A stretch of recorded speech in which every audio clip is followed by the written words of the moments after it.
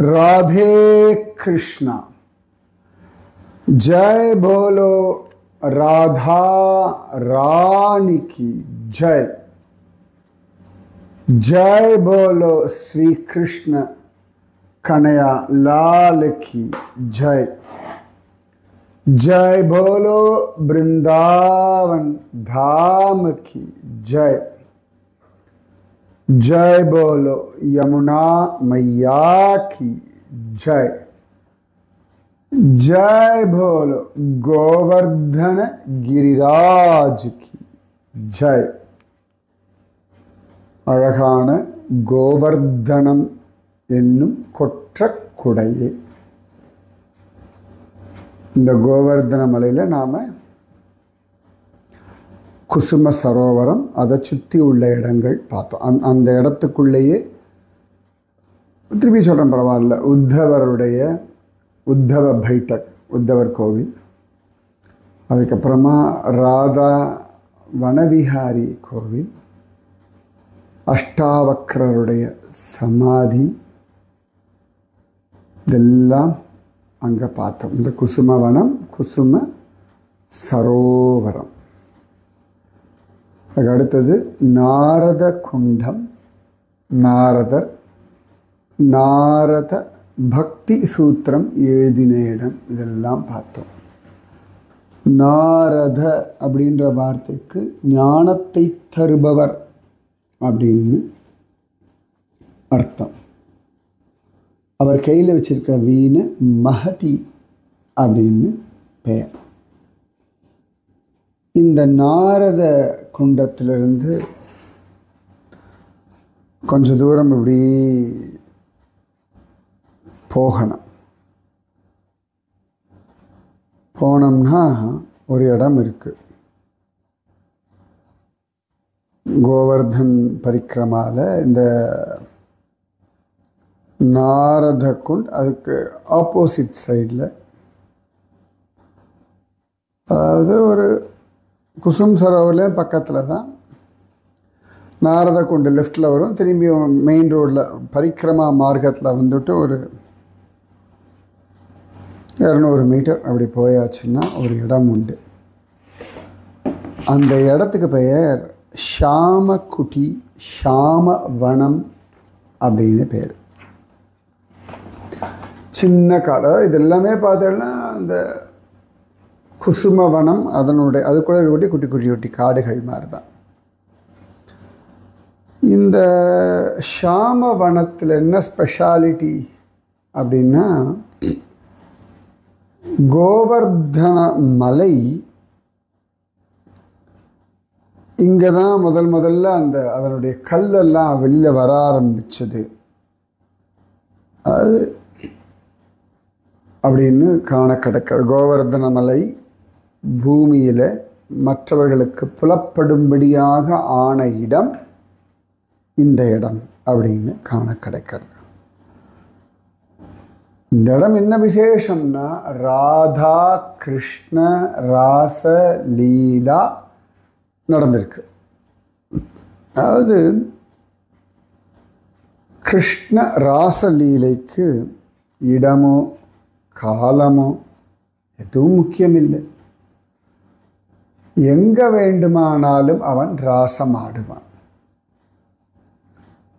தன்னிடத்தில் யார் தன்னையே சமர்ப்பணம் பண்றார்களோ அவர்கள் எங்க இருக்காளோ அங்கேயே ராசம் ஆடுவான். ராசம் அப்படின்றது ஆத்ம நிவேதனம். ஏற்கனவே நான் சொல்லியிருப்பேன், இருந்தாலும் தெரிஞ்சுக்கோங்க. நாம் நம்முடைய ஆத்மாவை கிருஷ்ணனிடத்தில் நிவேதனம் பண்ணியாச்சுன்னா கண்ணன் தன்னை காட்டி கொடுத்து தன்னை அனுபவிக்க வைப்பது ராசம். உதாரணத்துக்கு சொல்லணும்னா, ஜென்ரலாக எடுத்துட்டோம்னா, இப்போ பிரகல்லாதன் இருந்தது அஹோபில க்ஷேத்திரம்.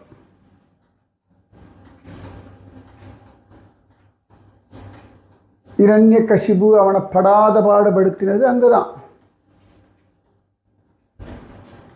அந்த பிரகல்லாதனுக்கு அங்கதான் தூணில் நிருசிம்மர் தன்னுடைய இருப்பை காட்டி கொடுத்தார். காட்டி கொடுத்தது மட்டும் இல்லாமல் தூணிலிருந்து ஆவிர்பவிச்சார், ஹிரண்ய கசிபுவை வதம் பண்ணார், பிரஹ்லாதனுக்கு தன்னையே அனுபவிக்க கொடுத்தார், தானும் பிரஹ்லாதனை அனுபவித்தார். ஸோ நீங்க எங்க இருக்கீங்களோ, தன் பக்தன் தன் பக்தை எங்க பக்தி பண்றாளோ அந்த இடத்திலே தன்னையே கண்ணன் கொடுப்பான். ஸோ ராசலீலைக்கு இடம் காலம் எதுவும் அவசியம் இல்லை. கிருஷ்ணனிடத்துல நீங்க உங்களை கொடுப்பேன், கிருஷ்ணன் தன்னையே உங்ககிட்ட கொடுப்பான். சரியா? ஸோ இந்த ஷாமக்குட்டி ஷாமவனம் அதில் அழகான ராசலீலா நடந்திருக்கு. இந்த இடத்துல ஒரு பாறை இருக்கு. அந்த பாறையில் கிருஷ்ணனுடைய சரண சின்னங்கள், அவனுடைய திருவடி அடையாளங்கள் இருக்கு. கூடவே ஒரு கன்றினுடைய குளம்படியும் இருக்கு. நம்ம கோவர்தன சிலா சனாதன கோஸ்வாமிக்கு பகவான் கொடுத்தான். அதுலேயும் கிருஷ்ண சரண கமல அடையாளங்கள், கண்ணுக்குட்டியினுடைய சரண சின்ன அடையாளம், குளம்படி, இது எல்லாமே உண்டு. இந்த மாதிரி இந்த இடத்துலையும் ஒன்று இருக்கு. ஸோ ரொம்ப விசேஷமான ஒரு ஸ்தலம். ஷாமக்குட்டி ஷாமவனம் அப்படின்னு சொல்லுவார்கள். இந்த இடத்துல நூற்றுக்கணக்கான தன்னுடைய தோழிகளோட ராதாராணி அழகா உட்கார்ந்துருப்பாள். ராதாராணிக்குன்னு ஒரு ரத்ன சிம்ஹாசனம் உண்டு. இன்றைக்கும் அந்த இடத்துல ஒரு ரத்ன சிம்ஹாசனம் மாதிரி பண்ணி வச்சிருக்கா. உள்ளபடி ராதாராணிக்கு ஆணி பொன்னால் செய்த ரத்ன சிம்ஹாசனம். அதை பலவிதமான நவரத்னங்கள் இருக்குல்ல, அதெல்லாம் பதிச்ச ரத்ன சிம்ஹாசனமே உண்டு. இன்னி காலகட்டத்தில் நாம் சாதாரணமாக அந்த இடத்துல ஒரு ஆசனம் மாதிரி பண்ணி வச்சுருக்கோம். ஸோ ரத்ன சிம்ஹாசனம்னு பெயர். அது பக்கத்தில் ஒரு குளம் உண்டு, குண்டா. அதுக்கு பேர் ரத்ன குண்டம் அப்படின்னு பெயர். ஸோ கோபிகைகள்லாம் இந்த ரத்ன குண்டத்தில் இறங்கி குளிச்சு ராதாராணியோட சிரித்து பேசி ஜலக்கிரீடையெல்லாம் பண்ணுவார்கள். ஸோ பக்கத்திலேயே ராசமண்டலம் அப்படின்னு சொல்லிட்டு இடம் உண்டு. அங்கதான் ராதையும் கண்ணனும் கோபிகைகளும் ராசம் ஆடினார்கள். ஸோ கோவர்தன மலையை சுற்றி கோவர்தன மலையிலேயும் ராச லீலை அப்படின்றது உண்டு. சரியா? நாளைக்கு பார்த்தோம்னா ஆவணிய விட்டம், அயக்ரீவ ஜெயந்தி, உபாகர்மா, ரக்ஷாபந்தன். அன்னைக்கு இமாலயத்தில் ஒரு கோவில் உண்டு. எங்கள் ஜோஷி மட்டிலிருந்து போனோம்னா ஹேலங்னு ஒரு இடம் உண்டு. பிப்பல் கோட்டி, ஹேலங், ஜோஷி மட். அந்த ஹேலங்லேருந்து ஒரு மணி நேரம் பிரயாணம் பண்ணோம்னா அங்கே தான் கல்பேஸ்வர் அப்படின்னு சிவபெருமானுடைய பஞ்சகேதாரில் ஒன்று இருக்குது, கல்பேஸ்வர்னு பேர். அங்கேருந்து அப்படி நடந்து போனோம்னா ஒரு கிருஷ்ணன் உண்டு, பன்சி நாராயணன் அப்படின்னு பேர். பன்சினா வம்சி, புல்லாங்குழல் நாராயணன்னு பேர். நாளைக்கு ஒரு நாள் தான் அந்த கோவில் திறந்திருப்பான். அன்றைக்கி எல்லாரும் அந்த ஊர் ஜனங்கள்லாம் போய் அந்த கிருஷ்ணனை பார்த்துட்டு வருவார்கள். ஸோ நாளைக்கு தான் நம்ம பார்க்க முடியும். ஸோ அங்கேயே ராசமண்டலம் உண்டு. அதனால் கிருஷ்ணராசலீலா அப்படின்றது தன்னையே கண்ணன் தரும் லீலை. அப்படி கொடுப்பான். எப்படி வேணா அனுபவிச்சுக்கோயேன், ஆனந்தமா அனுபவின்னு தன்னை கண்ணன் கொடுப்பது ராசம். இந்த இடத்துல இன்னொரு விஷயம், ஒரு சந்தர்ப்பத்தில் ராதாராணி, கோபிகைகள், கிருஷ்ணன், பலராமன் எல்லாரும் இந்த இடத்துல இருந்துருந்தா. அழகா ஆடி பாடி. பலராமருக்குன்னு கோபிகைகள் உண்டு, கிருஷ்ண கோபிகைகள் தனி. ஸோ எல்லாரும் வந்திருக்கா, ஆடி பாடி ஆனந்தமா, ரொம்ப ஆனந்தமாக இருக்கார்கள். அப்போ குபேரனுடைய ஒரு வேலைக்காரன், அந்த யக்ஷர்களில் ஒருத்தன், அவன் பேர் சங்கச்சூடன்னு பேர். அவன் தலையில் ஒரு ரத்னம் உண்டு, சங்கு மாதிரி இருக்கும். அதனால் இந்த சூடாமணின்ற மாதிரி சங்கச்சூடன்னு அவனுக்கு பெயர். சங்கு போன்ற ஒரு மணியை தலையில் சூடிக்கொண்டிருப்பதனாலே சங்கச்சூடன்னு பெயர். அவன் கம்சனோட சண்டை போடுறான், அதுக்கப்புறம் சமாதானம் ஆகிடுறான். அதுக்கப்புறம் அவன் ரிட்டர்ன் போயிட்டு இருக்கான். குபேரனுடைய இடம்லாம் என்னது? பத்ரிகாசிரமம், அந்த பக்கமெல்லாம் அலகாபுரி, கைலாஷ், மானசரோவர், பத்ரிகாசிரமம் எல்லாம் குபேரனுடைய ஸ்தலம். ஸோ அதெல்லாம் யக்ஷர்கள் வாழும் பிரதேசம். ஸோ இவன் கம்சனோட சண்டையெல்லாம் போட்டு அப்புறம் சமாதானம் ஆகிட்டு அப்படி போகிறான். ஆண்டவே பார்க்குறான், இந்த கோவர்தன மலையடிவாரத்தில், இந்த ஷாமவனத்தில் கண்ணனும் பலராமனும் அழகா பாட்டெல்லாம் பாட, கோபிகள் எல்லாம் ஆட பார்த்தான். ரொம்ப அழகா இருக்காள் இந்த பெண்கள். இதென்ன இந்த மாட்டுக்கார பயில அனுபவிக்கிறது இவாளெல்லாம் நாளில் அனுபவிக்கணும். அது எப்பொழுதுமே பணம், பதவி, பலம் இதெல்லாம் வர வர என்ன ஆகுன்னா, உலகத்தில் மிக உயர்ந்தவைகள் எல்லாம் நான் தான் அனுபவிக்கணும், அல்பமான ஜனங்களுக்கு அனுபவிக்கக்கூடிய அருகதை கிடையாதுன்னு ஒரு புத்தி வந்துடும். சாதாரணமாக நம்ம வீட்டிலலாம் சொல்லுவோம், தொடப்ப கட்டைக்கு பட்டு கொஞ்சம் கேட்குதோ அப்படிங்க. உன் தரம் என்ன, உன் லெவல் என்ன, உனக்கு என்ன அவ்வளோ? இது பணம் அதிகமாக அதிகமாக அதிகமாக இவனுக்குலாம் என்ன தகுதி இருக்குது இதெல்லாம் அனுபவிக்கிறதுக்குன்னு ஒரு புத்தி வரும். அப்படிதான் நல்லா படித்தாச்சுன்னா, நீ என்ன படிக்காத தற்குறி தானே, கை நாட்டு தானே ஒரு கிண்டல் வரும். ஏற்கனவே சொல்லியிருந்தா இல்லையா, ரொம்ப அழகாக இருக்கிறவெல்லாம் அழகில்லாதவர்களை அசிங்கப்படுத்துவார். அஷ்டாவக்கர கதையெல்லாம் சொல்லிட்டு இருந்தேன். ஸோ அந்த சங்கச்சூடன் என்ன பண்ணால், இந்த பெண்கள்லாம் அவ்வளோ அழகாக இருக்கா, இவனுக்கெல்லாம் என்னத்துக்குன்னு சொல்லி கண்ணனும் பலராமனும் இருக்கும் பொழுதே நிறைய பெண்கள் அப்படி தூக்கிண்டு போகிறான். நிறைய ஆடுகள்லாம் தூக்கிட்டு போவா இல்லையா, அந்த மாதிரி சர்வசாதாரணமாக தூக்கிட்டு போகிறான். கர்க சம்ஹிதையில் பிருந்தாவன கண்டத்தில்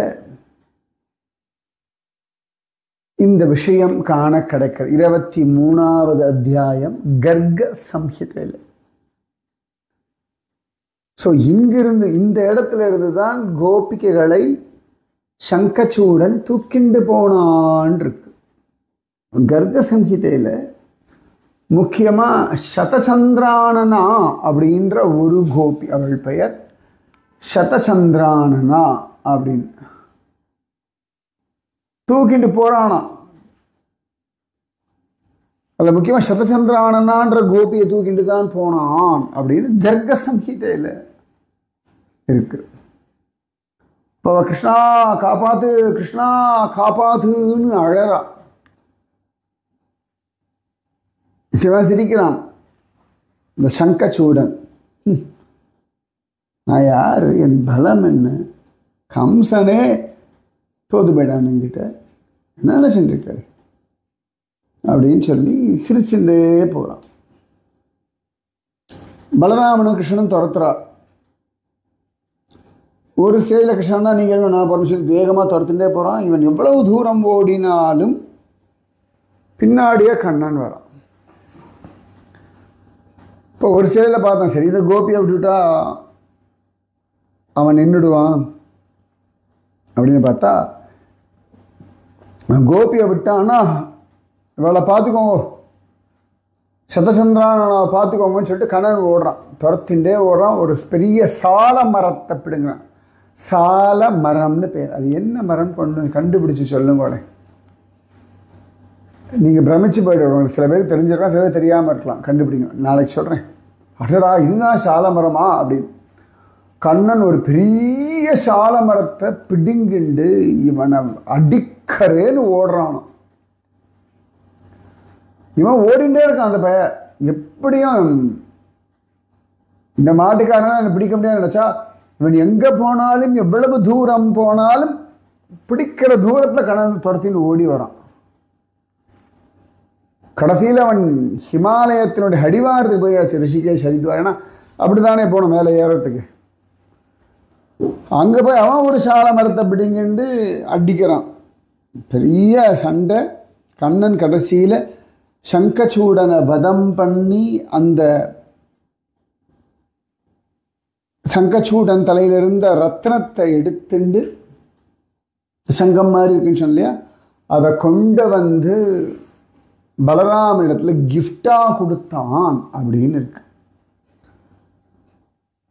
ஸோ இந்த சங்கச்சூடன் கோபிகைகளை சில இடத்துல நிறைய கோபிகளை தூக்கிட்டு போனான் இருக்கு.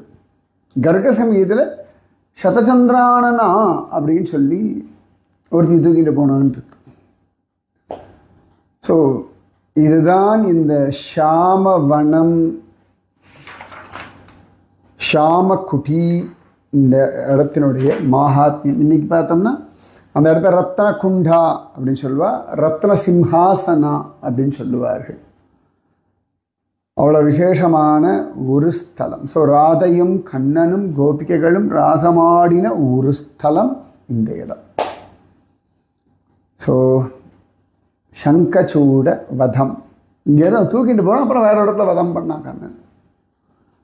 அதன் பிறகு வந்துட்டு பகவான் மீண்டும் ராசமாடினான் அப்படின்னு சொல்லி காண கிடக்கிற நடுவில், இந்த ராச நடனத்துக்கு நடுவில் ஒரு வில்லன் அவனை துரத்திட்டு போய் கண்ணன் வதம் பண்ணிட்டு திரும்பியும் வந்து கோபிகளோட அழகாக ராசமாடின ஒரு ஸ்தலம் இந்த இடம். இது என்ன தெரியுமா ஆச்சரியம்? இது வரைக்கும் இந்த இடத்த நான் போய் பார்த்ததே கிடையாது. புஸ்தகத்தை தான் வாசிக்கும்போது தான் தெரியும். அவ்வளோதான். சீக்கிரம் கோவர்தனம் போய் இந்த இடம் பார்க்கணுன்னு நான் தாண்டி தான், அது மெயின் ரோட்லேயே கொஞ்சம் உள்ளே போகணும்.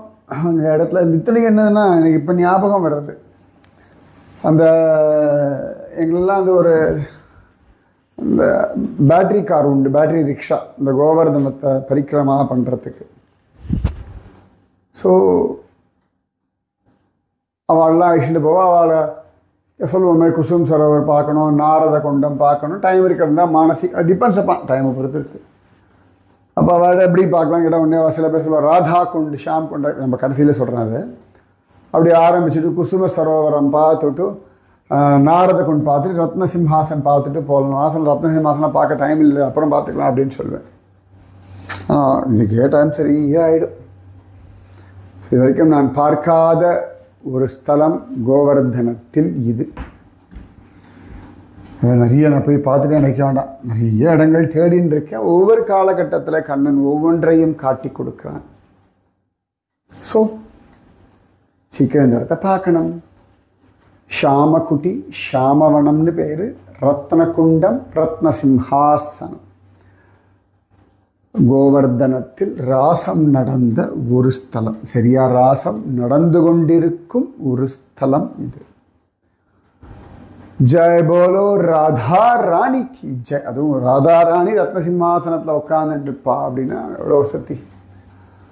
ராதே கிருஷ்ணா கிருஷ்ணா ராதே, ராதே கிருஷ்ணா கிருஷ்ணா ராதே, ராதே கிருஷ்ணா கிருஷ்ணா ராதே, ராதே கிருஷ்ணா कृष्ण राधे। जय बोलो राधा रानी की जय। जय बोलो श्री कृष्ण कन्हैया लाल की जय। जय बोलो वृंदावन धाम की जय। जय बोलो यमुना मैया की जय। जय बोलो गोवर्धन गिरिराज की जय। जय बोलो श्यामवन की जय। जय बोलो रत्न सिंहासन की जय। जय बोलो रत्न कुंड की जय। राधे कृष्णा।